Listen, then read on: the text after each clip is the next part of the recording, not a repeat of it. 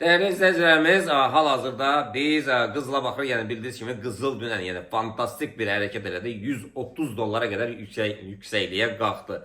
Və bu gün nələr olacaq? Yəni bildiyiniz kimi hazırda biz rayondayıq deyənə, yəni qısa bir məlumatı nəzərə çatdırırıq. Yəni qiymət 3360-dan yuxarı yenidən formalaşsa, təbii ki, yeni bir rekord səviyyəyə qalxacaq. Bugün korreksiyalar olacaqmı, olmayacaqmı sualına gəldikdə təbii ki, 3300 20'lerden aşağı formalaşması, yani səhər saatlarında olan minimumdan aşağı formalaşsa dərin bir korreksiyaya məruz qalar. Neftə gəldikdə isə neft, bunu biz hətta demək bir həftə bundan qabaq bütün traderlərin toplaşdığı Dubayda Expo City'də mən bunu açıqlamışdım ki, neft sürətlə yuxarı doğru istiqamətlə davam edəcək və hal-hazırda qiymət 66-80'lərdədir və yenidən yuxarı doğru istiqamətlə davam etdirir.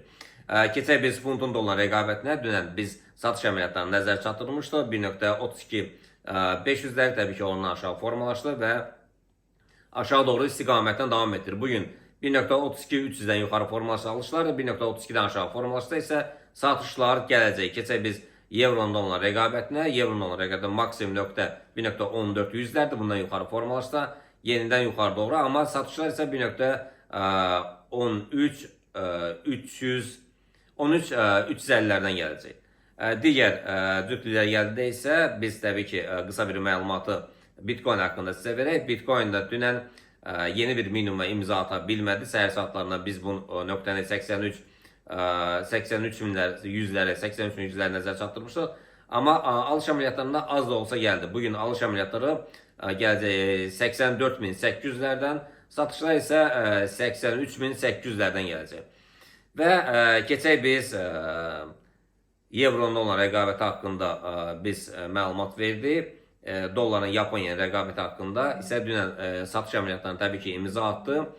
Bugün 1.142-850'lərdən yuxarı formalaşsa alışlardır.